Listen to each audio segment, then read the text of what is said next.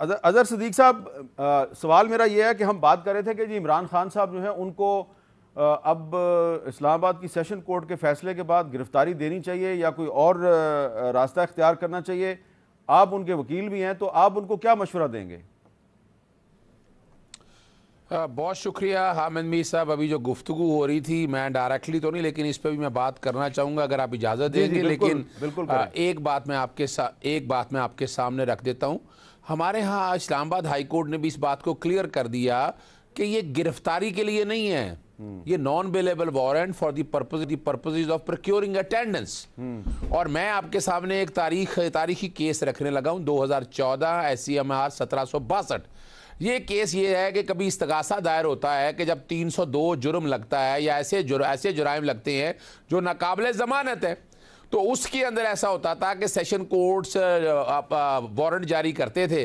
तो वारंट जारी करने के बाद होता था आपको जमानतें लेनी पड़ती थी, और ये नैब के केसेस कराची में ये होता था। पंजाब में ऐसा नहीं होता था कि जिसके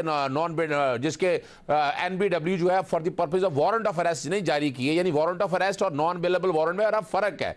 वारंट ऑफ अरेस्ट नहीं जारी किया तो उसके लिए नॉन बेलेबल वारंट। फिर सुप्रीम कोर्ट ने ये मैटर सेटल कर दिया, और बाद में जस्टिस खोसा साहब के दौर में भी ये क्वेश्चन आया कि ये मुल्क में ये दोहरा निज़ाम क्यों राइज है। तो यानी ये जो कंफ्यूजन क्रिएट करने की चीज़ें, मैं बता दूं, ये सेक्शन 75 के हवाले से वारंट है, ये अटेंडेंस। और जो तोशा खाना का केस जो बनाया जा रहा है, मैं तो हैरान होता हूं कि शायद पता नहीं कोई दहशतगर्दी का केस है या पता नहीं बहुत बड़ी डकैती का है।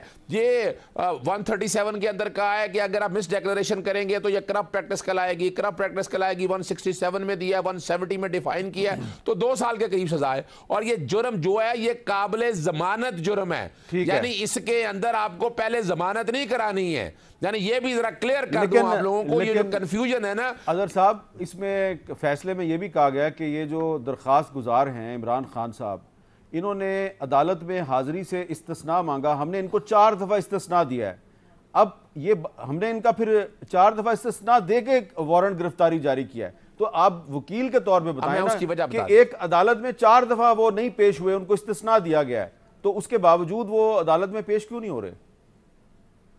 और देखिए, मैं फिर अर्ज करता चलूं, पहले तो मैंने आपके सामने ये चीज क्लियर कर दी कि ये गिरफ्तारी वाला इशू नहीं है, अटेंडेंस प्रोक्योर करने वाला है। और ये भी बात आ गई कि 4 दफा एग्जम्पशन मांगी है, और एग्जम्पशन तारीखी तौर पर कब मांगी थी इमरान खान साहब ने? जब उन पे हमला हुआ था, और it was a murder attempt assassination का, और हम सब ने देखा वहां पर, और वो उसी बुनियाद पर कोर्ट में नहीं गए। इमरान खान साहब अदालतों की हियरिंग से नहीं भाग रहे हैं, मैं ये क्लियर कर दूं आप लोगों को। हमें भी इंस्ट्रक्शन यही है कि अदालतों की हियरिंग से हमने नहीं भागना है। इशू क्या है इस सामने मैं रखने लगा हूं कि लास्ट डेट पे जब हियरिंग के लिए गए तो इस कोर्ट में अदालत में वो पेश ना हो सके।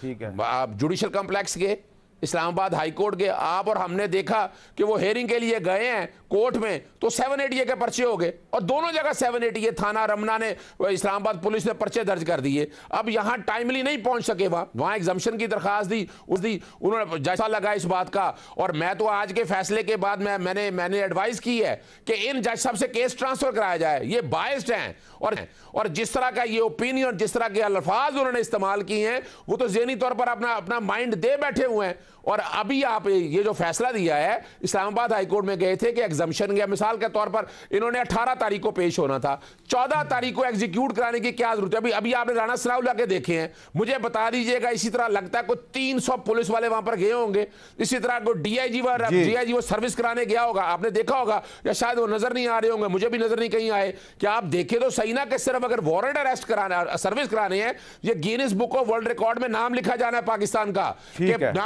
ये मैं चैलेंज कर रहा हूं, ना पाकिस्तान के अंदर ना इंडिया के अंदर ऐसा कभी नहीं हुआ कि नॉन मेरेबल वारंट कौन सर्विस कराता है? एक प्यादा कराता है जो 4थे ग्रेड का या 5वें ग्रेड का, एक हवलदार है, एक एएसआई। यानी यहां डीआईजी, यानी क्या ऐसा है मसला कि डीआईजी इतनी पुलिस फोर्स के साथ, और वो भी आपने देखे, हमने सारा कुछ बताया लाहौर हाईकोर्ट के सामने। लाहौर हाईकोर्ट ने इसलिए फोर्स पीछे हटाई, अगर ऐसा कोई मामला होता तो कभी भी लाहौर हाईकोर्ट ना करती। बताना यह था उनको, और अदालत को मुतमिन भी इसी बात पे कर रहे हैं हम कि हमने अदालतों से पीछे नहीं हटना है। ठीक है, हमने अदालतों का तो हम सबसे ज्यादा अदालतों पे करना यकीन क्या करते है? हैं। अब करना क्या है? गिरफ्तारी देनी है नहीं देनी? मैं बता देता हूं, नहीं सर, मैं फिर बताऊं, गिरफ्तारी का इशू नहीं है, कस्टडी और अरेस्ट में बहुत फर्क है। चलें, कस्टडी इस पर्पस के लिए है कि आपने कोर्ट में पेश होना है। 18 मार्च को कोर्ट में पेश हमारे पास होंगे? अब रेमेडी क्या है? 18 मार्च को कोर्ट में पेश जी होंगे? बिल्कुल 18 तारीख को पेश होंगे। चलें, ठीक जी है। 18 तारीख को यही इंस्ट्रक्शन है, 18 को पे। और मैं एक बता दूं आपको, सुबह जो फैसला है, ये फैसले के अगेंस्ट क्रिमिनल रिवीजन हमारे पास अवेलेबल है। आपको